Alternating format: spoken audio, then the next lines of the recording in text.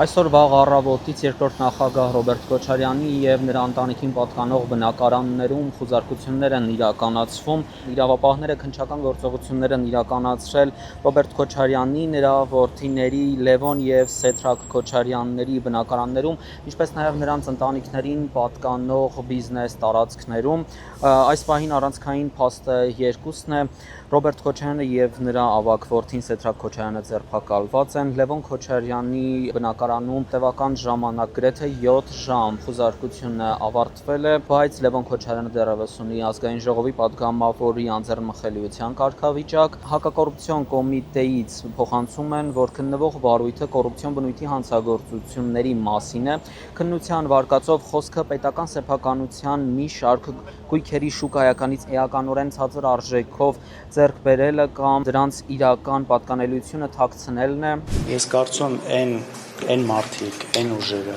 որոնք կարող են պոտենցիալ դառնալ դիմադրության օջախներ, որոնք իրենցից բան են ներկայացնում, որոնք ոնց որ ասի չեն ենթարկում, չեն համակերպվում, բոլոր այդ մարդկանց այդ օջախները փորձելու ազսպել։ Նույնը վերաբերում է թե եկեղեցու դեպքում, թե Գագիկ Ծառուկյանի մասով, թե մեր մասով, թե մնացած ու ինչի անում ես մարդը այս ամեն ինչ, որովհետև կարողանում անել, որովհետև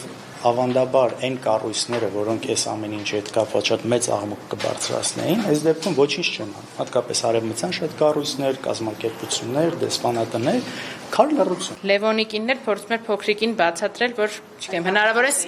Սպայդերմենն է եկել, այո, շփոթված են, հա։ Այդուհանդերձ ես նաև արձանագրեցի էլ, որ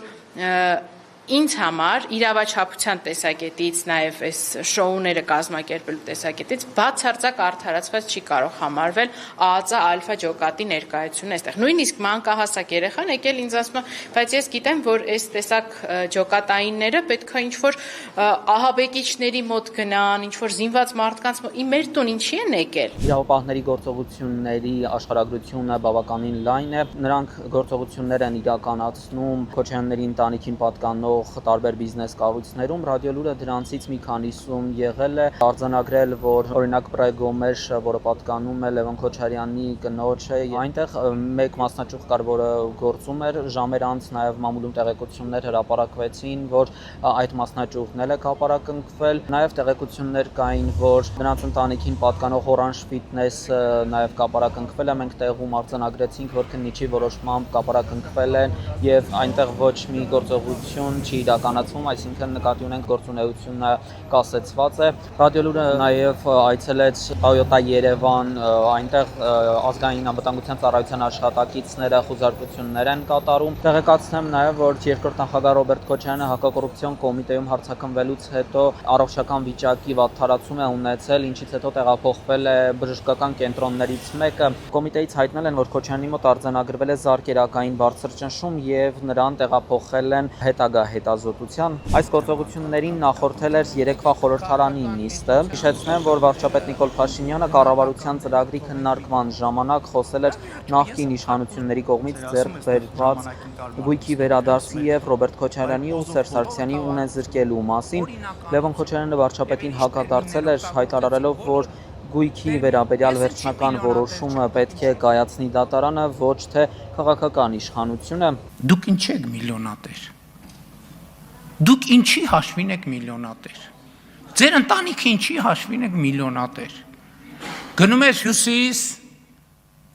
ձերն է, քաղաքի հյուսիս։ Գնում ես հարավ, ձերն է։ Գնում ես արևմուտք, ձերն է։ Գնում ես արևելք,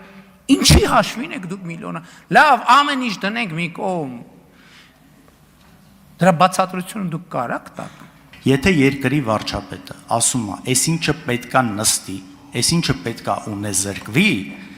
սա քաղաքական պատվեր է, սա նորմալ չի ժողովուրդ։ Այո, պետք է նստեն։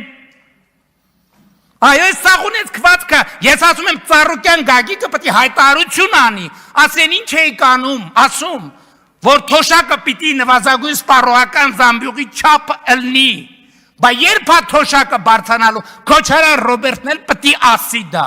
իրանք էլ պետք է ասեն, իրանք պետք է փող չունենան, որ ընտրակաշառք էլ բաժանեն, եւ դա իմ քաղաքական հանձնառությունն է, Եվ այն պետությունը, որը սա չի անի, չի կարա չանի, որովհետև սա արդեն իմ ասածը չի, սա Հայաստանի Հանրապետության ժողովրդի ասածն է, դեք փորձի մեկը չանի։ Եվ հենց այդ ժամանակագրությունն է, որ այսօր ընդդիմադիր ուժերի եւ տարբեր քաղաքական շրջանակների կողմից հարց է առաջացնում. կա արդյոք կապ երեկվա քաղաքական հայտարարությունների եւ այսօրվա իրավական գործողությունների միջև? Իշխանական շարքերից հակադարձում են տարիների գործերը մի օր պիտի սկսեն քննվել, դրանք ներկայացնում են իշխանական պատգամավորները, Երևանի ավականու իշխանական անդամները։ Շատ հարցերի պատասխաններ դեռ պետք է իրավապահ մարմինները տան։